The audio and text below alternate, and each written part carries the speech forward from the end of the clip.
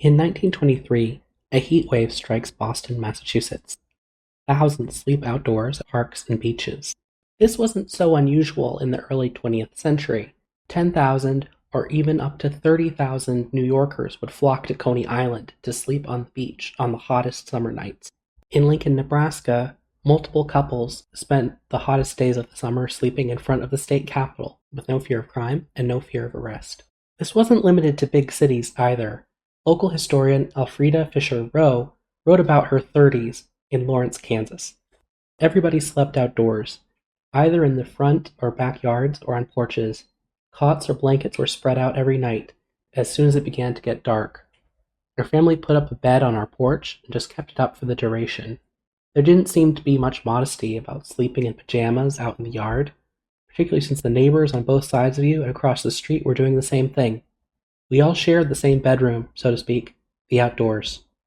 Carriers delivered morning papers, routinely faced the same spectacle day after day.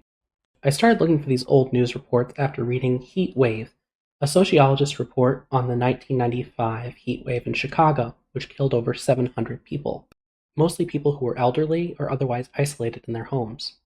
If you're interested in the larger questions of what qualifies as a disaster and how will this be affected by climate change, definitely read the book and look into some of the author's talks since then.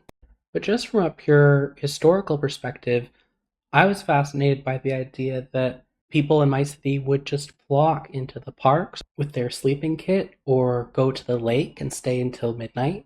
In Detroit, crowds flocked to Belle Isle. Hundreds would sleep overnight even after the park closed.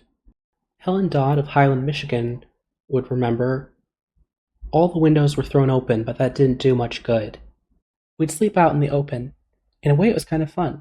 If friends and neighbors were sharing the same venue, the adult socializing and kids' play sometimes derailed the quest for sleep. Among a park full of strangers, there were no fears. In those days, there weren't any problems people bothering you. Detroit was a different place back then. I looked for similar stories after the 1960s. The closest I could find was this report from the New York City blackout in 1999, where a few dozen people would sleep outside.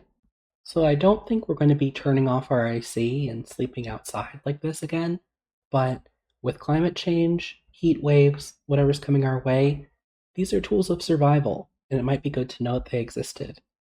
If anyone watching this has their own story where the whole community slept outside, I'm sure we'd be happy to hear it because there's no real one place where these are all being collected. Thanks for watching.